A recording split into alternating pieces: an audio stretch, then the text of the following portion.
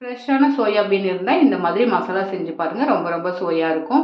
குக்கரில் கொஞ்சம் ஆயில் சேர்த்துட்டு பட்டை கிராம்பு சேர்த்துட்டு பொடியாக கட் பண்ண வெங்காயம், பச்சை மிளகாய், உப்பு சேர்த்து வதக்கி விட்டுடலாங்க. இதோட இஞ்சி பூண்டு பேஸ்ட் சேர்த்துட்டு ஒரு பச்சை வாசனை போகிற வரைக்கும் வதக்கி விட்டுடலாங்க.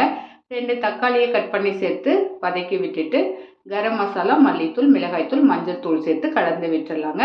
இதோட ஃப்ரெஷ்ஷான சோயாபீன் நான் வெள்ளை சிவப்பு ரெண்டுமே சேர்த்துக்கிட்டேங்க. இதோட உப்பு தேவையான அளவு சேர்த்து தண்ணி சேர்த்துட்டு இது இப்படியே வேக விட்டுடலாங்க. தேங்காய், முந்திரி, சோம்பு இது எல்லாத்தையும் நைஸாக அரைச்சி எடுத்துக்கலாங்க.